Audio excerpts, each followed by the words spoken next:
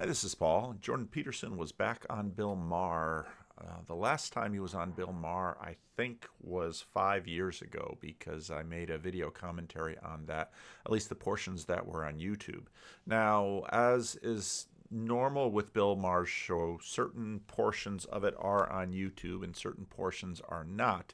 And those who are making videos, it's interesting that Dave Rubin is once again sort of turning back to the Jordan Peterson thing and was that arc, and so he's covering this space a little bit more now than he was before.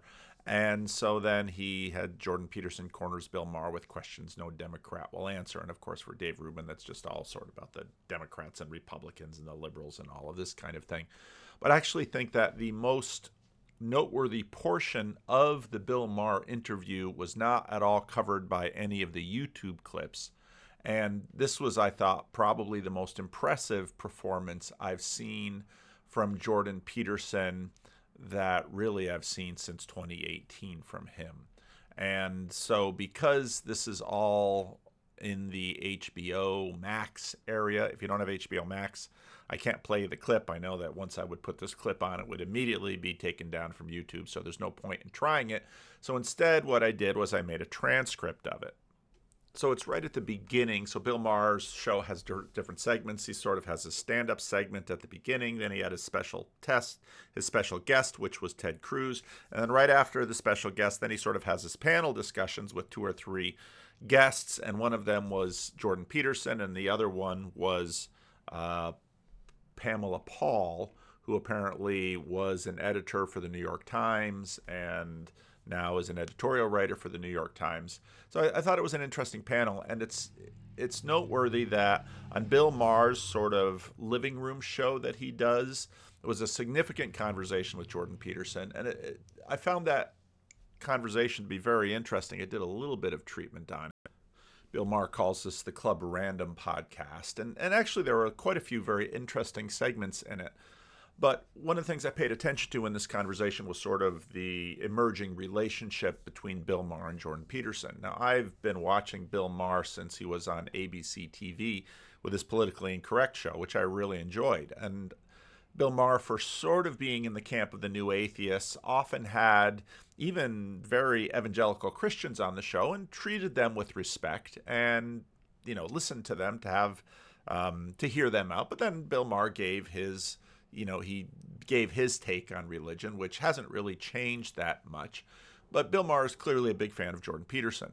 One of the things that was obvious from this Club Random with Bill Maher and Jordan Peterson was that hierarchies bind and blind, and Bill Maher doesn't necessarily know a lot about Jordan Peterson in depth in terms of his positions. And that led to a number of very interesting moments in this conversation as well as on his HBO conversation. Jordan Peterson also, if you watch him, Jordan Peterson is sensitive to status. You will notice with Jordan Peterson's conversations, he almost didn't let Louise Perry in their conversation talk during their interview. I actually thought Tammy's conversation with Louise Perry was absolutely outstanding, but Jordan just kept talking over her, and he does that sometimes in his conversations. But I noticed that one of the ways to sort of get a sense of Jordan's esteem for someone in the context of these conversations is how much he'll listen. And so it's clear that he likes his relationship with Bill Maher. He wants to enhance his relationship with Bill Maher. But Bill Maher is an interesting libertarian in that in many ways he's very much still frustrated with the Democratic Party, but hasn't totally left them behind. He's very clearly a never Trumper. And so this comes through in his jokes and all of that.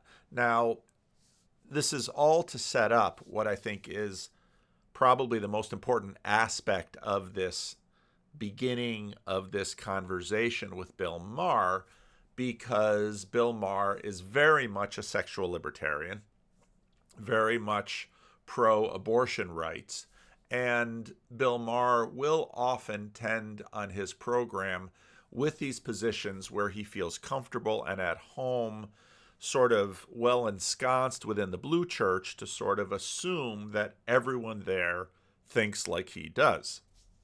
And why this was important for Jordan is that in a context like this, it's very easy to sort of be swept along with the room and to sort of laugh and play nice and sort of try to fit in with the rest of the room with respect to this, of course it's true, adoration of abortion rights and the sexual revolution. Even though, if you've been listening to a lot of Jordan, there's a reason he had Louise Perry on stage at ARC, because Jordan has been very critical of the sexual revolution in many ways. And so this is a way that Jordan Peterson and Bill Maher are definitely not on the same page.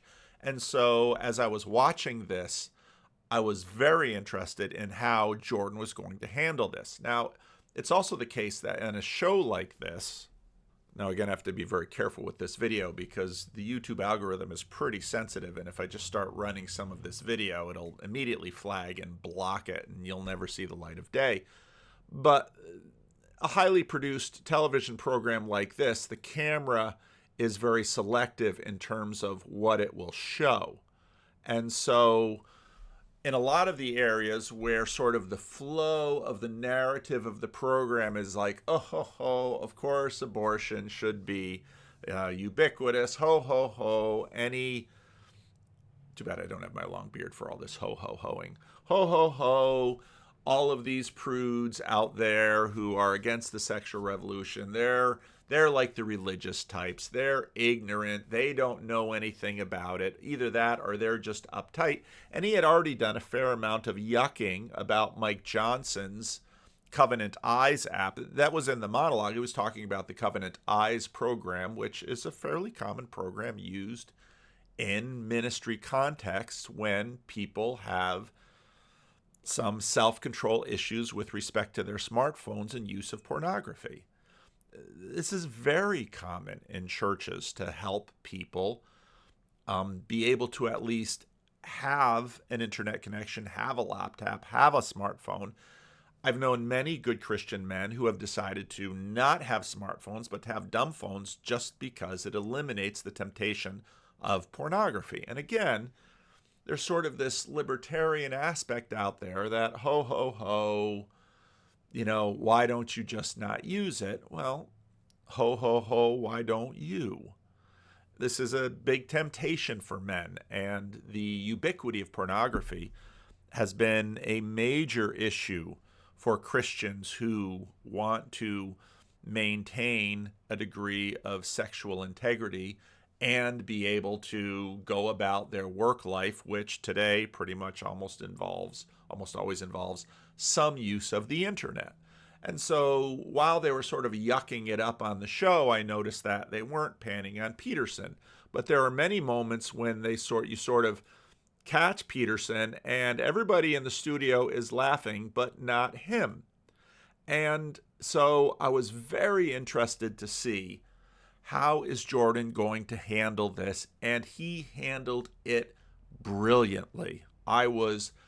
This is the Jordan that really changed the room with respect to Kathy Newman. This was the Jordan that could, on one hand, uphold what I think is a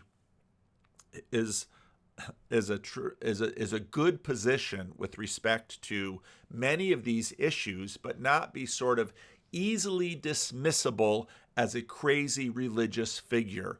He could present the justification for a traditional position in language that even very much blue state people could understand. Now, I knew that this was going to cause some conflict with Bill Maher because Bill Maher is very much a sexual libertarian, and this comes through. So I made a transcript of it, and I don't have any puppets for Bill Maher, but I just kind of want to go through it because actually if you go through it slowly, I think part of the value of watching Jordan in moments like this is he can teach us sort of how to turn the conversation. Now, again, Tim Keller was a guy who could do this well, but even though, of course, Tim Keller, he's a Reformed Christian minister like I am. Jordan does it in a way that I've only really seen Jordan do. And I think so studying Jordan in how he does this is really helpful, just even in the little turns of phrase that he uses. Now, of course, in another way, Jordan, when he speaks, will speak speaking psychologically, which will get an audience with someone like Bill Maher, whereas myself as a minister won't necessarily have an audience because I'll be dismissed as, well, you're sort of embedded and beholden to your job and your organization and your tradition, and so therefore you're not to be listened to in a secular frame, whereas Jordan Peterson, because he's a psychologist, he will be listened to. So the show begins, and he gives Jordan Peterson an introduction, and he gives Pamela Paul an introduction, and then he begins in on abortion. And Bill Maher says, so I feel like this week was dominated by political news. There's a big poll that everyone thought was a very, very esteemed poll. It's a little hard reading the transcription because transcripts, I had a computer do this transcript, and the transcript sort of has all of the words literally instead of sort of the flow of the conversation. But basically the point he was making is that Joe Biden is in trouble. Joe Biden is in trouble because in a one-to-one standoff with Donald Trump in the key states of Michigan, Arizona, Georgia, Wisconsin, Nevada, and Pennsylvania, Biden is losing. And someone might say, well, the Democrats haven't started campaigning, but part of the point and anxiety that Bill Maher has expressed very regularly is that whether or not you think Biden can act as president, it's pretty universally agreed to he can't campaign for president. And Trump won in many ways because the Democrats put up an unelectable, very disliked person of Hillary Clinton, and now the Democrats go ahead and put up Joe Biden, who beat him once, but Joe very much shows his age in the way that Donald Trump doesn't. It's quite likely that Joe Biden would lose to Donald Trump, and the Democrats have to figure this out. But Maher goes on to the point of abortion and basically says, well, it's because of abortion. As I mentioned in the monologue, this is kryptonite. I think the Democrats have against the Republicans. Do people really not like having that? People really did not like having that right taken away.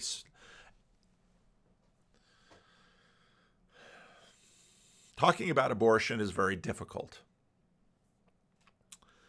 But the political reality of abortion has actually been well known and stable for a very long time. And that political reality has tended to be both Democrats and Republicans overplay their hand with respect to abortion.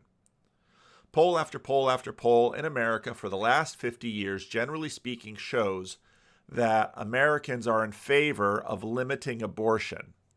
They're skeptical about outlawing it completely, but they very much do want it limited. And as been pointed out in many cases, American and Canadian abortion laws have been remarkably lax, even as compared to Europeans. Most European countries restrict abortions pretty severely after 14 weeks.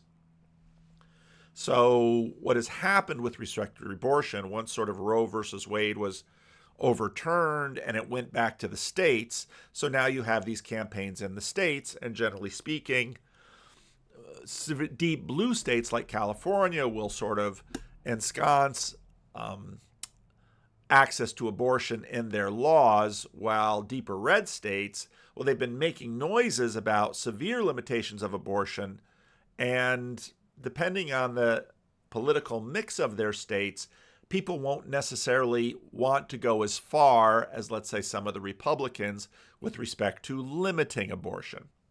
And so I actually think it's healthier for America to have this back on the state legislatures and let the natural political economy adjust abortion rather than sort of doing it at the federal level, which Roe versus Wade did. But Bill Maher wants to go ahead and say, well, all the Democrats have to do is keep talking about abortion and they'll keep winning elections. That's way, way too simplistic. because, of course, this has been a Republican point for conservative Republicans for a long time. And what it shows is that you have a fringe on the left with the Democrats and a fringe on the right with the Republicans. And most of Americans in the middle want some restriction on abortion, but not complete restriction on abortion, but also not complete openness towards abortion. And so limiting abortion has been, for a very long time, sort of the moderate American position. The Democratic Party has abandoned that position, and the Republican Party has sort of gone to the other side, which there's this one point that I noted that Chris Williamson had made with his conversation with Konstantin Kisin, which I really have to clip because I thought that was an outstanding point that Chris had made, and he made it in another podcast recently too. But part of the reason for the polarization that is going on in the American system, whereas in the middle, many Americans are sort of willing to sort of compromise on some of these issues. But Bill Maher doesn't really get that. And Pamela Paul turns up. I mean, I think abortion is like defund the police for the Republicans. I think it works against the Republicans more than it does for the Democrats. Certainly when it comes to the national, to a presidential election, it's really tempting to overread the tea leaves in terms of how much the Democrats can have success in this off election, which is undeniable. Will it affect the presidential election? And I think in 2024, I think Pamela Paul is basically right that Bill Maher is overreading the potency of abortion as a winning campaign for the Democrats. It's a much bigger winning campaign for the Republicans. And so Bill Maher debates that a little bit. And then Bill Maher sort of gets into his lines, which I knew this is going to, we're just coming off ARC. This is going to rankle. This is not where Jordan Peterson is at. And then he makes this joke. Even red state people say, that life begins when you can afford it. And again, in terms of the camera work, they're not showing much of Jordan Peterson during that. There's a director backstage. They've got cameras on everyone, and the director backstage is picking the camera angles. And when the crowd laughs, because we all agree about abortion and we all agree about sexual libertinism. We all agree about these things. Ha, ha, ha, ha, ha. Show Bill Maher laughing. Listen to the crowd. Show Pamela Paul sort of laughing, going on with the flow. Don't show Jordan Peterson. And I kept thinking, what's Jordan doing? Is he laughing along? Has, in a sense, Jordan's status rocket brought him to the point now where when he gets at a table like this, he's just going to make nice and go along. Now, I really hoped he wouldn't, but you don't know until you're there because this status stuff is powerful, powerful stuff. Pamela Paul says, I think abortion is as much an economic issue as a moral issue. I think kids are pricey. Bill Maher says, like a boat, yuck, yuck, yuck, yuck, yuck. And then Jordan Peterson weighs in. And again, there's no clips of this on YouTube. So if you get a chance to watch it, get a chance to watch it. And Jordan Peterson lays down, I think, an enormously important truth that is too seldom spoken in the back and forth of American politics. It's convenient for the Democrats if abortion would be the primary issue in the election. But the fact that Trump is so popular seems to indicate that's not going to work very well. There's a mystery here, right? Again, this is Jordan speaking. And the mystery is, at least in part, why he is so popular, despite the fact that he's gone after constantly and he's in court and people are, what you would say, ambivalent about his moral character. Jordan is making about as nice a point as possible. And again, this is the Jordan we saw in 2018.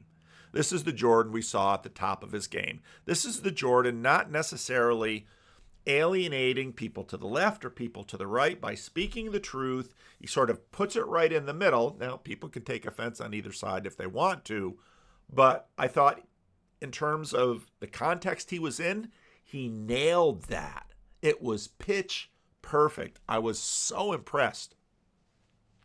Nevertheless, no matter what's thrown at him, he seems to continue to ride high in the polls, and I don't think that's I don't think that's an issue the Democrats have dealt with seriously at all. And I just thought, boom, right there, right in the room. He just said something to the Democrats that the Democrats have needed to hear for a long time, and nobody wants to say it within the Democratic sort of yuck, we hate Trump, he's deranged, blah, blah, blah. In the Trump derangement environment, they don't want to say Donald Trump has, since 2014, been putting his finger on something in American culture that the Democrats don't want to fess up to for the most part. It was the same thing with Oliver Anthony. It was the same thing with all of this, that the Democrats used to be the party of the little guy. Think about the 70s, 80s. This is, of course, when Joe Biden sort of cut his teeth as the guy who would take the train from Delaware, who lost his wife, whose wife died. This is the party the Democrats used to be. This is the party the Democrats have abandoned. Paul Kingsnorth really nails this. Consciously inverts all of them, actually. The strange thing, and it's pushed forward by this strange alliance of progressive ideologues and corporate capital, which seems to dominate the place now. Strange alliance which bamboozles all the old lefties and all the old conservatives at the same time. But it makes sense, because what we might call progressive leftism and corporate capitalism are both totalizing utopian projects which are suspicious of the past and impatient with borders and boundaries and hostile to religion and superstition. The reason so many hippies ended up as tech billionaires. The borders are quite permeable. George Grant, the Canadian Red Tory philosopher, came up with a great quote a few decades ago again. He said, "The directors of General Motors and the followers of Professor Marcuse sail down the same river in different boats." That was quite good. But now I think they've abandoned the different boats and they're both sailing down the river in a big super yacht together. And we're on the bank throwing rocks or writing essays about them. How did he get invited to the Wisconsin School of Business? This video, a bunch of people said, you got to watch this video. It had very few views just not too long ago. This video is sort of a prophetic cry in the wilderness. He bought this plaid shirt at a thrift shop when he came to America. So in other words, the Democratic Party has never really taken into account why Trump is popular, and some of the Republicans haven't either. And again, it's easy to be dismissive, and there are plenty of reasons that are dismissible for Trump's popularity.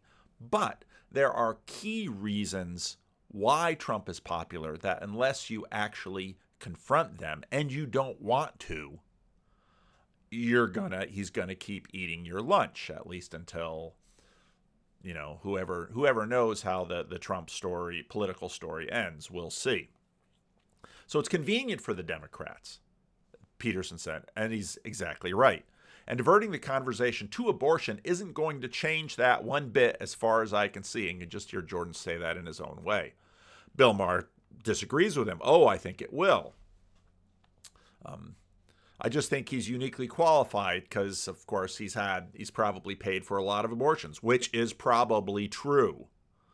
And yeah, laugh. Is that something you really want to laugh about? If you're so pro women, just think about that, and think about how Donald Trump has managed his sex life, and think about if this is something that is really. So in this, ironically, for all the Trump hating that Bill Maher is doing, when it comes to the sexual revolution and sexual libertarianism and sexual libertinism, Donald Trump and Bill Maher are on the same page. They really are. And so on one hand, Bill Maher is sort of yucking it up about Donald Trump, but it's the same way. Bill Maher is probably a little bit jealous of the kind of women that Donald Trump has been able to bed throughout his life, married or unmarried. And guess what? Bill Maher sort of jokes about never having had children, but Donald Trump has managed to have wives and children. So, truth be told, who wins between them, Bill Maher or Donald Trump?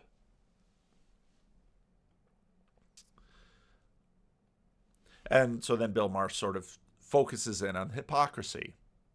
Supposedly, it is where people, he's talking about the red states, supposedly have traditional values. Now, again, this is super low resolution because red state, all of the states of the United States have plenty of people of many different persuasions in them. Supposedly have traditional values. They call them red states and flyover states in the middle of the country.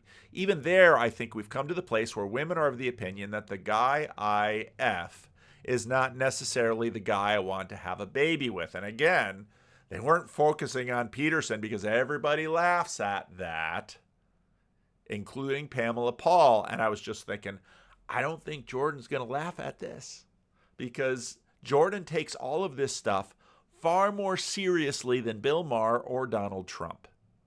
And the truth is, again, even in red states, there are women who, this abortion, again, Americans tend to have a moderate position on abortion. There are many Americans that have a far more conservative position and some that have a far more libertarian position.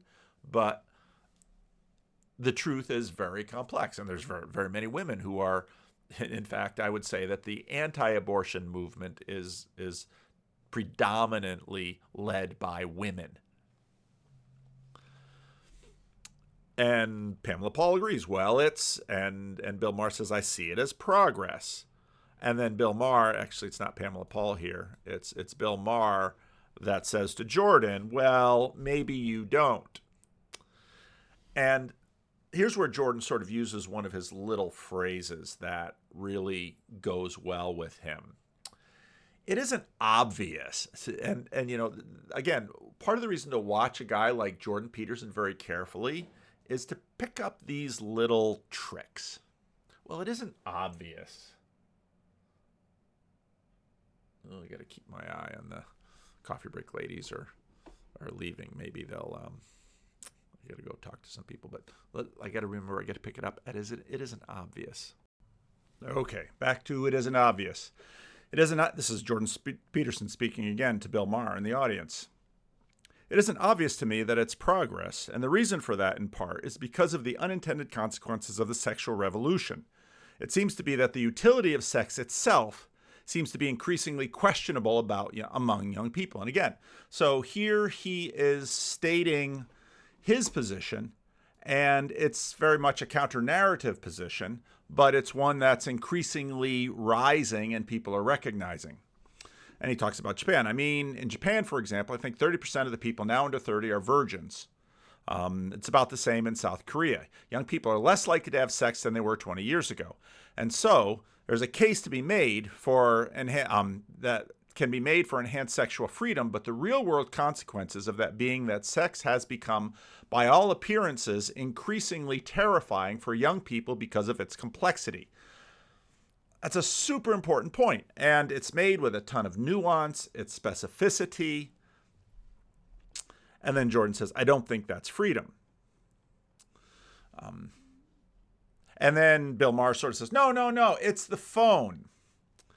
And Jordan Peterson says, yeah, but no. I think that, wait a second, that's associated with the same thing. You made some comments about the new Speaker of the House and the app he's using with his son. Means it isn't the phone. Well, it isn't the phone exactly. It's porn on the phone. And porn is part of the sexual revolution, let's say. And what's happening is that the sexual revolution, as far as I can tell, is devouring sex. And I think that making sex easier for people, we thought that it would, I suppose, especially in the aftermath of the pill, that it would open up a whole new world of sexual delight. And I don't think it's turning out that way. It certainly doesn't seem to be turning out that way. And then Bill Maher begins to sort of object to this. No, I mean, but is this the evolution of society? I mean, we can't really put the genie back in the bottle. And Pamela Paul jumps in. I don't think we can blame the sexual revolution, the fact that the kids aren't having sex on the sexual revolution. What would you blame it on? Jordan Peterson asks. I think they're watching pornography. They're on their phones, and that they're socializing less frequently, in person. So there's less opportunity to do so. And I think that's some of the fallout of the Me Too movement, what I think has largely been a good thing, Pamela Paul says, and that there's a lot of fear among young people about having sex and having consequences, not just unwanted pregnancy, but also perhaps some kind of allegation. And I think that sex has become frightening for a lot of people. And Jordan, again, sort of doesn't deny and says, there's certainly some truth to what you're saying. Jordan says, I don't see a difference between that and the argument that I was making, because even the onset of porn online on the phones is a consequence of the sexual revolution. I mean, first, there was Playboy, and then Penthouse, and then Hustler, and then 24-hour on-demand porn. And that is a consequence of the sexual revolution, because one of the things the sexual revolution attempted to do was, would you say, facilitate the idea that sex could be merely for pleasure, and I don't think that's true.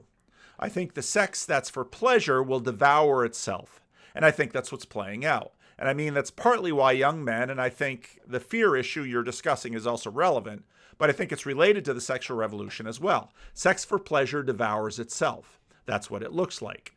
And now Bill Maher is at this point a little bit not real happy with the way the conversation is going. And he says, it's too big. You're categorizing it for everyone. And I feel like you're talking about one type of person, and we're not all that way. I feel like there's a giant spectrum, and it's very rarely talked about, the levels of horniness, shall we say. And then Jordan Peterson says, but committed relationships have more sex. And Bill Maher sort of makes a joke. But is it better? And then actually at that point, Jordan Peterson laughs, and the camera switches to Jordan Peterson laughing. And then Bill Maher sort of says, he turns it again, says, no, I'm serious. And Jordan Peterson then sort of turns it around again, says, well, you clap, but I think generally, basically Peterson says, for me, this is true. And Maher says, okay.